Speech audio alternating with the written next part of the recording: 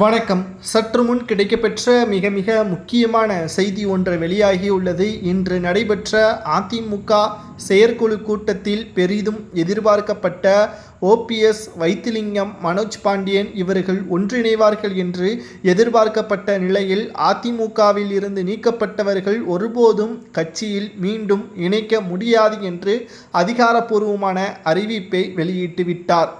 மேலும் அனைத்திந்திய அண்ணா திராவிட முன்னேற்றக் கழகம் மிகப்பெரிய ஒரு கூட்டணி கடைசி நேரத்தில் தேர்தல் தேதியை அறிவித்த பிறகு வேட்புமனு தாக்குதல் செய்வதற்கு முன்பாக மிகப்பெரிய ஒரு கூட்டணி அமையும் என்றும் சி.வி. சண்முகம் அவர்களும் தெரிவித்திருக்கிறார்.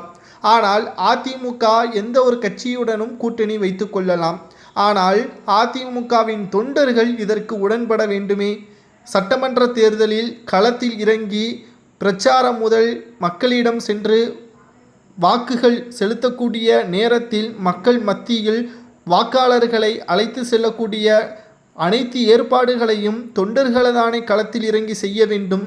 இப்படிப்பட்ட சூழலில் தொண்டர்கள் ஓபிஎஸ்ஸிற்கு ஆதரவாக இருக்கக்கூடிய நேரத்தில் ஓபிஎஸ் அவர்களையும் வைத்திலிங்கத்தையும் எப்படி நீங்கள் கட்சியில் இணைக்க முடியாது என்று கூறுவீர்கள் என்று தென் மாவட்ட நிர்வாகிகள் சில நபர்கள் அதிமுக செயற்குழு கூட்டத்தில் கனத்த குரலுடன் பேசியுள்ளார். இதை அதிமுகவின் அவைத்தலைவர் தமிழ்மகன் உசைன் அவர்கள், நீங்கள் உங்களது கருத்துக்களை கூறுகிறீர்கள், ஆனால் அதிமுகவிற்கென்று சட்ட விதிகள் இருக்கிறது, அதை யாருக்காகவும் மாற்ற முடியாது என்று தமிழ்மகன் உசைன் அவர்கள் தெரிவித்தார்.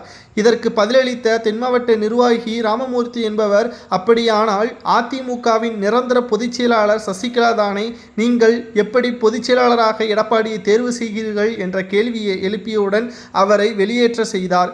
இதனால் அவர்கள் மற்றும் அவருடைய ஆதரவாளர்கள் எடப்பாடியின் கார் கண்ணாடியை உடைத்த சம்பவம் சலசலப்பையும், அவர்கள் காவல்துறையினால் கைது செய்யப்பட்டுள்ளது பேசும் பொருளாகவும் அதிமுகவிலிருந்து அவரை நீக்கப்பட்டதாகவும் தமிழ்மகன் உசைன் அவர்கள் தெரிவித்திருக்கிறார். இப்படி தனக்கென ஒரு சட்டத்தையும் கொள்கையையும் மாற்றிக்கொண்டு எடப்பாடி செயல்படுவது நிச்சயம் தேர்தலில் மிகப்பெரிய ஒரு தோல்வியை தான் தழுவும். ஒரு முறை அதிமுக தோற்றுவிட்டால் நிச்சயம் இரண்டாவது முறை மிகப்பெரிய ஒரு வெற்றியை தான் தழுவும்.